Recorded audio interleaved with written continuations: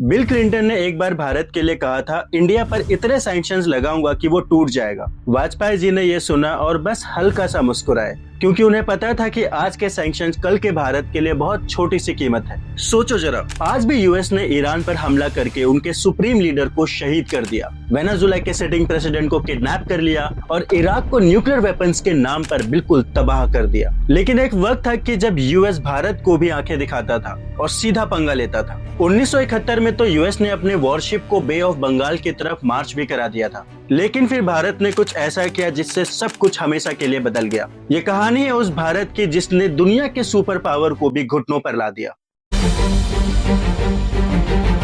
जब आप एक देश के रूप में मजबूत होते हैं, आप सबके साथ शांतिपूर्ण रह भी सकते हैं। ये कहानी शुरू होती है 1945 में, जब यूएस ने पहली बार एटॉमिक बॉम्ब टेस्ट किए और उसी साल हिरोशिमा और नागासाकी में इसका इस्तेमाल भी किया, जिसके बाद वर्ल्ड वॉर 2 खत्म हो गया। फिर 1949 में सोवियत ने भी अपना न्यूक्लियर वेपन सक्सेसफुली टेस्ट किया। उसके 3 साल बाद 1952 में इंग्लैंड ने और 8 साल बाद 1960 में फ्रांस ने और फिर 4 साल बाद 1964 में चाइना ने। तो इन 5 देशों ने सक्सेसफुली टेस्ट कर लिया था और इनके पास न्यूक्लियर वेपन्स आ गए थे। अब मजे की बात यह है कि यूएस टेस्टिंग के और यूएसएसआर के न्यूक्लियर टेस्टिंग के बाद अब दोनों देशों में कोल्ड वॉर शुरू हो गया था और इन दोनों ही देशों ने झड़ी लगा दी न्यूक्लियर टेस्टिंग की। ये एटमॉस्फेयर में टेस्ट कर रहे थे, जमीन के ऊपर, पानी के अंदर, स्पेस में। इनफैक्ट यूएस का एक प्लान था कि वो मून के ऊपर भी ब्लास्ट करने वाले थे। दोनों ही देश अनकंट्रोल तरीके से टेस्ट करते जा रहे थे और अब ऐसा कंसर्न उठ रहा था कि इन टेस्टिंग की वजह से जो रेडिएशन हो रहा है वो नॉर्मल लोगों के लिए बिल्कुल ठीक नहीं है। इसलिए ये डिस्कशन होने लगा, जो इतने ब्लास्ट किए जा रहे हैं टेस्टिंग के नाम पर, उन पे लगाम लगाना चाहिए। इसलिए 1963 में एक ट्रीटी बनी जिसे पीटीबीटी कहते थे, partial nuclear test ban treaty, जिसमें कोई भी न्यूक्लियर टेस्टिंग स्पेस में, अंडर वाटर या एटमॉस्फेयर में नहीं कर सकता था। और इस ट्रीटी को इंडिया ने भी साइन किया था। लेकिन इसमें एक लूप होल था, इस पर जमीन के अंदर टेस्टिंग नहीं कर सकते थे, ये कहीं नहीं लिखा था। इसलिए अब सब एक्सप्लोजन टेस्टिंग जमीन के अंदर होने लग गए। अब सभी देश एक के बाद एक न्यूक्लियर टेस्ट कर रहे थे, जिससे ये डर होने लगा कि अगर वर्ल्ड वॉर सिचुएशन आ गई और सभी कंट्रीज के पास न्यूक्लियर वेपन्स हुए तो एक झटके में पूरी दुनिया खत्म हो जाएगी। इसलिए कुछ सालों के चर्चा के बाद फाइनली यूनाइटेड नेशन ने 1967 में एक ट्रीटी निकाली, जिसका नाम था द नॉन प्रोलिफरेशन ट्रीटी, यानी कि एनपीटी। इसके पॉइंट्स थे, जिन कंट्रीज ने 1 जनवरी 1967 तक न्यूक्लियर वेपन्स बना लिए थे वो न्यूक्लियर स्टेट माने जाएंगे। यानी सब देश ये मान रहे हैं कि इन कंट्रीज के पास न्यूक्लियर वेपन्स हैं। और ये देश कौन से थे? यूएस, यूएसएसआर, यूके, फ्रांस और चाइना। और दूसरे पॉइंट्स में यही लिखा था कि अब इन कंट्रीज के अलावा कोई और देश न्यूक्लियर वेपन्स बनाने की कोशिश अब ना करे। इंडिया ने इस ट्रीटी को साइन करने से मना कर दिया। उनका कहना था कि ये काफी डिस्क्रिमिनेटरी है कि इन 5 कंट्रीज के पास न्यूक्लियर पावर है और बाकियों के पास नहीं। इस ट्रीटी में कंडीशन ये भी था कि जिन देशों ने अब न्यूक्लियर वेपन्स बना लिए हैं उन्हें अल्टीमेटली धीरे धीरे अपने न्यूक्लियर वेपन्स कम करने पड़ेंगे और एक ऐसे मुकाम पे पहुंचेंगे जहां किसी भी देश के पास न्यूक्लियर वेपन्स ना हो। इंडिया के अलावा इस ट्रीटी में पाकिस्तान और इजराइल ने भी साइन नहीं किया था। बहरहाल 18 मई 1974 में भारत ने अपने पहले न्यूक्लियर वेपन का टेस्ट कर लिया, जिसे द स्माइलिंग बुद्धा कहा गया। उस वक्त पर इंदिरा गांधी प्राइम मिनिस्टर थी। उन्होंने कहा कि हालांकि इंडिया ने न्यूक्लियर वेपन टेस्ट कर लिया है, लेकिन इसका इस्तेमाल कभी भी अग्रेसिवली या मिलिट्री के तौर पर नहीं किया जाएगा। लेकिन क्योंकि ये न्यूक्लियर टेस्ट सक्सेसफुल था, तो इन 5 देशों के बाद भारत वो पहला देश बना जिसने एक न्यूक्लियर टेस्ट सक्सेसफुली किया था। I repeat that we have no intention of embarking on any nuclear weapons program. We want, as someone has said, to make the deserts bloom and not to make the world a desert. 1992 में US में नए president bill Clinton बने और उन्होंने इस non proliferation पर काम करना शुरू किया। 1967 में एनपीटी सिर्फ 25 साल तक वैलिड थी, जो 1993 में खत्म हो जाती। बिल क्लिंटन चाहते थे ये एनपीटी इंडेफिनिट टाइम के लिए एक्सटेंड हो जाए और इस पे चर्चा 1995 पर होने वाली थी। वो चाहते थे कि सभी देश इसे फॉलो करें। वो जानते थे कि भारत ने एनपीटी पर साइन नहीं किया था, इसलिए क्लिंटन ने 1993 में भारत के उस टाइम के prime minister PV Narasimha Rao पर काफी प्रेशर डाला। उन्होंने डिमांड रखी कि वो इंडिया की फैसिलिटीज का इंस्पेक्शन करवाएं, फिसाइल मटेरियल्स को बनाने में रोक लगाएं। फिसाइल मटेरियल मतलब न्यूक्लियर वेपन्स के फ्यूल, और अपने मिसाइल डेवलपमेंट के प्रोग्राम को भी बंद करें।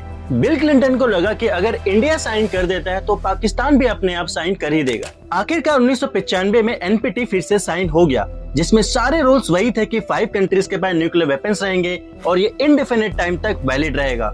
और आगे से कोई न्यूक्लियर टेस्ट नहीं होंगे। इस पे 190 कंट्रीज ने साइन किया, लेकिन इंडिया का स्टैंड क्लियर था कि हम किसी भी डिस्क्रिमिनेटरी ट्रीटी पर साइन नहीं करेंगे। और फिर आप इस ट्रीटी की आयरनी देखिए, 11 मई 1995 को ट्रीटी साइन हुआ है और उसके कुछ ही दिनों बाद चाइना ने 15 मई को न्यूक्लियर टेस्ट किया। अभी कुछ ही दिन पहले वो ट्रीटी साइन करके आए हैं कि वो नए न्यूक्लियर वेपन्स को टेस्ट नहीं करेंगे, और उसके बाद उन्होंने टेस्ट कर दिया। और उसके बाद भी फ्रांस ने 5 सितंबर को, जो कि दूसरा एक न्यूक्लियर स्टेट है, उसने भी एक टेस्ट कर दिया। तो ये साफ दिख रहा था कि इस ट्रीटी में बस बोलने वाली बात है, इसमें कुछ खास दम नहीं है, क्योंकि जो 5 न्यूक्लियर देश हैं उनमें से 2 देशों ने फिर से टेस्ट कर लिया था, वो भी एनपीटी साइन करने के कुछ ही दिनों बाद। अब इंडिया के लिए कंसर्न ये था कि चाइना M11 मिसाइल्स पाकिस्तान को दे रहा था और यूएस ने भी एक ब्राउन अमेंडमेंट करके पाकिस्तान को F-16 फाइटर जेट देने लग गए थे। 1995-96 में कंसर्न था कि इंडिया के एक तरफ था चाइना, जो पहले से एक न्यूक्लियर स्टेट है जिनसे हम 62 में एक वॉर कर चुके थे, और दूसरी तरफ पाकिस्तान, जिससे हमारा दोस्ताना थ्रू आउट द हिस्ट्री थोड़ा ठीक नहीं था। इसके अलावा चाइना और यूएस पाकिस्तान को वेपन्स भी प्रोवाइड कर रहे थे, और जो सबसे बड़ा कंसर्न था इंडिया के लिए वो था CTBT, comprehensive nuclear test ban treaty.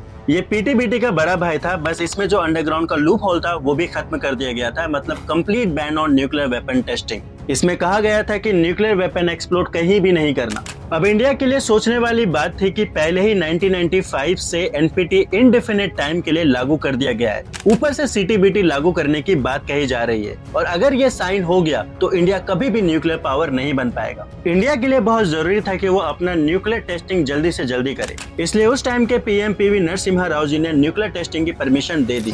जब इंडिया ने इस टेस्टिंग की प्रिपरेशन शुरू की, उसके कुछ ही दिनों बाद US सैटेलाइट ने देख लिया कि इंडिया टेस्ट करने जा रहा है। ध्यान रहे कि ये वो टाइम था जब US प्रेसिडेंट ने पूरी कोशिश की थी कि साउथ एशिया में कोई भी देश नए न्यूक्लियर टेस्ट ना कर पाए।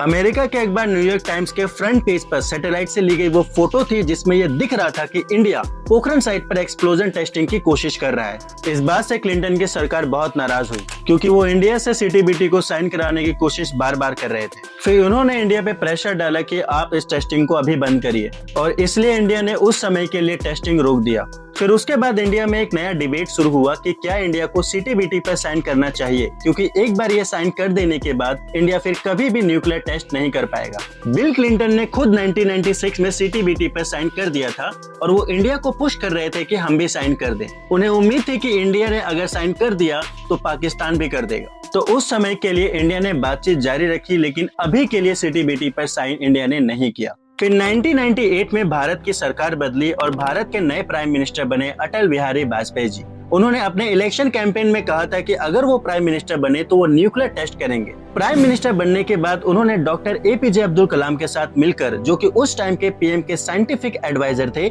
इस टेस्टिंग पर दोबारा काम करना शुरू किया। अब क्योंकि US की सैटेलाइट ने एक बार इंडिया को देख लिया था टेस्टिंग करते हुए, इसलिए इस बार इस बात का बहुत ध्यान रखा गया कि US की सैटेलाइट की नजर ना पड़े। इसलिए वो टेस्टिंग को इस तरीके से छुपाते थे कि सैटेलाइट के गुजरने के बाद भी उन्हें नहीं पता चला। इस टेस्टिंग का नाम रखा गया था द ऑपरेशन शक्ति। डॉक्टर कलाम और उनकी टीम ने मिलिट्री यूनिफॉर्म पहनी थी ताकि सैटेलाइट को लगे कि ये नॉर्मल आर्मी एक्सरसाइज है। उन्हें सारा काम रात के अंधेरे में किया और सुबह होने से पहले सब कुछ कंसील कर देते थे। CIA की सैटेलाइट को धोखा देने के लिए डॉक्टर APJ अब्दुल कलाम और उनके साथ बाकी साइंटिस्ट ने भी आर्मी की यूनिफॉर्म पहनी थी, और उनका कोड नाम था मेजर जनरल पृथ्वीराज। और फाइनली मई 11 और 13 को इंडिया ने सक्सेसफुल न्यूक्लियर टेस्ट कर लिया, और उसके बाद PM भारत को संबोधित करते हुए कहा कि अब इंडिया एक न्यूक्लियर पावर है। अभिनंदन होना चाहिए वैज्ञानिकों का, उन इंजीनियरों का जिन्होंने पोखरण में जो कुछ हुआ उसे सफलतापूर्वक करके दिखाया।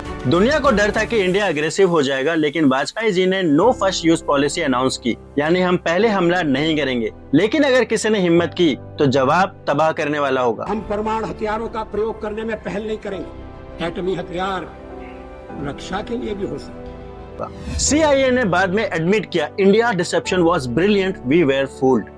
We've been following the Indian nuclear program for many years, but there's no getting around the fact that in this instance we missed and did not predict the particular tests involved. Simply stated, we did not get it right. It's my responsibility to stand up and tell the American people that we didn't get it right. जब bill Clinton को पता चला कि India ने secretly एक nuclear test कर लिया, वो बहुत नाराज हुए। क्योंकि वो सीटीबीटी में और देशों को लाना चाहते थे, अपने लोगों को दिखाना चाहते थे कि उनका स्टांस कितना क्लियर है और वो कितनी कोशिश कर रहे हैं एनपीटी के लिए। और सबसे ज्यादा बुरा उन्हें इस बात का लगा कि उनका CIA और उनके सैटेलाइट पता भी नहीं लगा पाए कि इंडिया ये टेस्ट करने जा रहा है। और उन्होंने कहा था will come down on those guys like a ton of bricks, यानी कि वो ये कह रहे थे कि इंडिया ने जो ये जरूरत की है उसका वो बराबर पनिशमेंट देंगे। और उन्होंने इंडिया पे पनिशमेंट के नाम पर बहुत सारे सैंक्शंस लगाए। उन्होंने सभी तरह के फाइनेंशियल मदद रोक दी, बड़े ग्लोबल बैंक्स और लोन देने वाले इंस्टीट्यूशन को भी इंडिया को पैसे देने से मना कर दिया, मिलिट्री ट्रेनिंग और डिफेंस कॉर्पोरेशन बंद कर दिए, advance machines, computer, satellite part और साइंटिफिक इक्विपमेंट भेजने पर रोक लगा दी। कुछ इंडियन लैब्स और रिसर्च सेंटर्स को ब्लैकलिस्ट कर दिया, जिससे उन्हें बाहर से कोई भी हाईटेक चीज नहीं मिल सकती थी। फॉरेन कंपनीज को इंडिया में नई इन्वेस्टमेंट करने पर रिस्ट्रिक्शन लगा दी और सारी scientific technical partnership temporary cancel कर दी गई। 1991 में यूएसएसआर के ब्रेकडाउन के बाद और 1997 में एशियन फाइनेंशियल क्राइसिस से इंडियन इकोनॉमी वैसे ही बहुत उतार चढ़ाव चढ़ रही थी। और ऐसे में जब यूएस ने इंडिया पर यह सैंक्शन लगाया, इंडिया की इकोनॉमी ऑलरेडी स्ट्रगल कर रही थी। इन सैंक्शंस के बाद इंडिया पर बहुत नेगेटिव प्रभाव पड़ने लगा। इन टेस्ट के बाद वाजपेयी जी ने साफ साफ कहा था कि हमने अब अपना टेस्ट कर लिया है, इसके बाद हम कोई भी न्यूक्लियर टेस्ट नहीं करेंगे।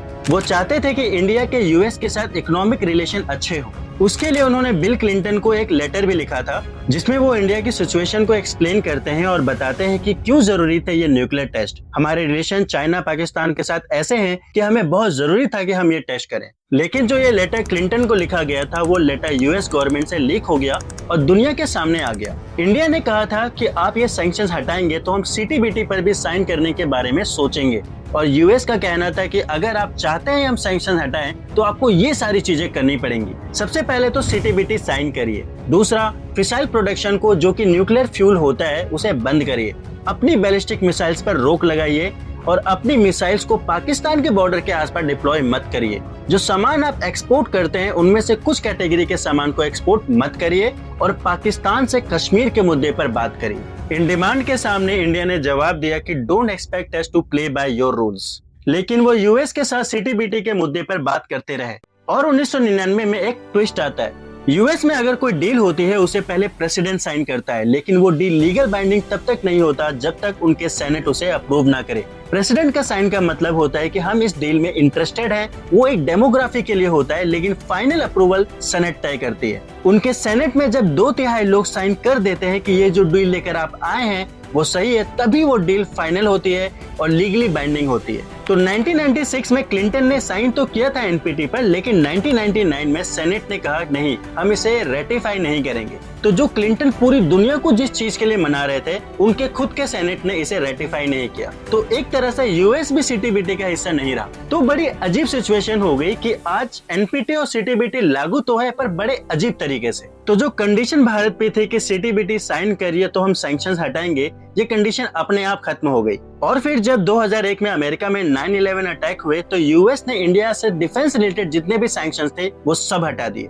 सैंक्शन से शुरू हुआ यह सफर 2008 में एक ऐसे डील पर खत्म हुआ जिसने पूरी दुनिया को हैरान कर दिया। इंडिया पहला ऐसा देश बना जिसने एनपीटी साइन नहीं की, फिर भी उसे न्यूक्लियर ट्रेड की इजाजत मिल गई। ये थी इंडिया की असली डिप्लोमेटिक जीत। वाजपेयी जी ने उस वक्त जो किया वो सिर्फ न्यूक्लियर टेस्ट नहीं था, वो एक मैसेज था पूरी दुनिया को कि भारत को दबाया नहीं जा सकता। सत्ता का खेल तो चलेगा, सरकारें आएंगी जाएंगी, पार्टियां बनेगी बिगड़ेंगी, मगर ये देश रहना चाहिए, इस देश का लोकतंत्र अमर रहना चाहिए।